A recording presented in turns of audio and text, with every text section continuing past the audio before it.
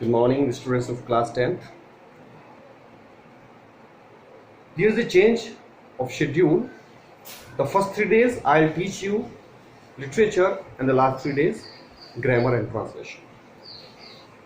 So grammar में मैंने आपको रीऑर्डरिंग कराया और उसके बाद ट्रांसफॉर्मेशन जिसमें मैंने अफर्मेटिव से नेगेटिव, नेगेटिव से अफर्मेटिव, असर्टिव से इंट्रोगेटिव और इंट्रोगेटिव से असर्टिव आपको सीखा। After that I started the topic of active passive, जिसमें मैंने टेंसेस पर बेस्ड आपको एक्टिव पैसिव कराया। आपको affirmative sentences, negative sentences, interrogative, yes no type और डब्ल्यू टाइप सेंटेंसेस सभी पर मैंने एक्टिव से पैसिव बनाना सीखा। आज हम इंपेरेटिव सेंटेंसेस पर एक्टिव से पैसिव बनाना सीखेंगे। Okay, ready students? जैसा कि आप जानते हैं, जिन सेंटेंसेस में हम स्वयं काम न करके दूसरों को काम करने के लिए कहते हैं वे इंपेरेटिव सेंटेंसेस कहलाते हैं।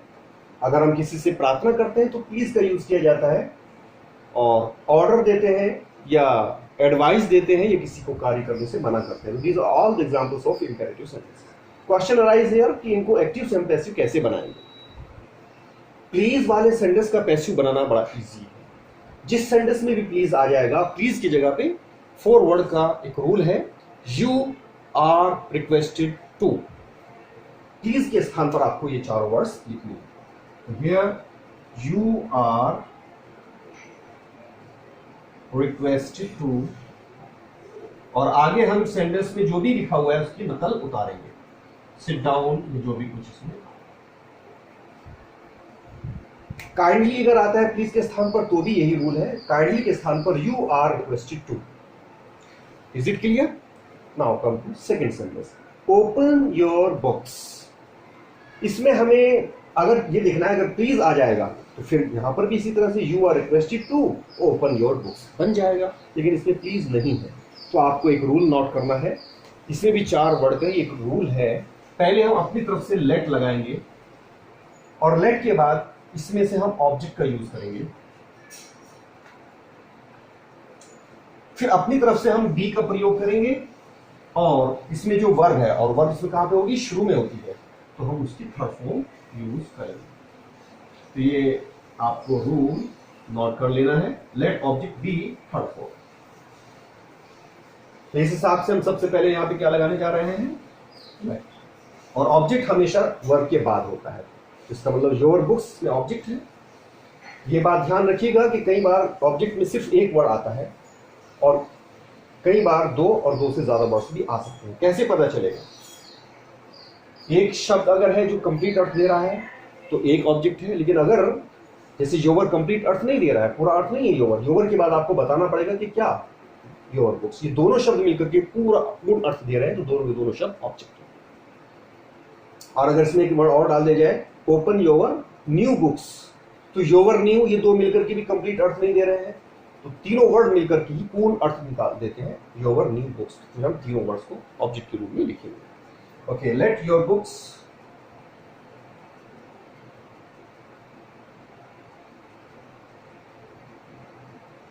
और फिर हमें क्या लगाना है? B.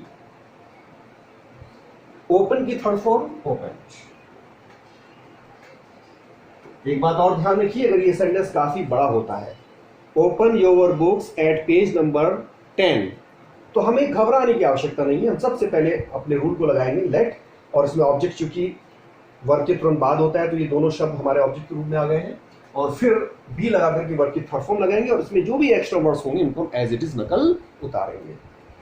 Okay, now third sentence, इसमें डोंट का यूज हुआ है, तो डोंट लग जाने से अब इसमें एक चीज और हमें देखना है कि डोंट के बाद प्लीज तो नहीं आया है, या डोंट से पहले प्लीज तो नहीं आया। अगर प्लीज का यूज इसमें भी हो जाएगा तो इसमें भी यू आर रिक्वेस्टेड टू, लेकिन उसमें डोंट का हमें नॉट बीच में लेना पड़ेगा, तो you are not requested to, ऐसे करके उसको बनाएंगे। इसमें चूंकि प्लीज नहीं है तो सिंपल यही वाला रूल लगेगा। नॉट को हम बिल्कुल मिडिल में लेंगे, यानी लेट ऑब्जेक्ट नॉट बी और उसके बाद थर्ड फॉर्म। तो अब नॉट का जो यूज होगा इन 2 चीजों के बाद और इन 2 चीजों से पहले, यानी मिडिल में होगा।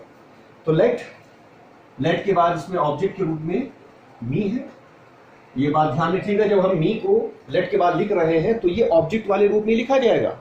जैसे कि हमने एक्टिव से पैसिव बनाने में ऑब्जेक्ट को जब हम सब्जेक्ट के स्थान पर लिख रहे थे तो मी को हमने आई कर दिया था, बट यहाँ पर हम मी को मी ही लिखेंगे क्योंकि लेट के बाद हमेशा ऑब्जेक्टिव फॉर्म यूज होती है। तो लेट मी, अब हम यहाँ पे नॉट का यूज करेंगे, नॉट और उसके बाद में बी और डिस्टर्ब की third form disturb, let me not be disturb, full stop. So these were the examples of imperative sentences. Is it clear? Now you have to do the exercise based on these sentences. All the best.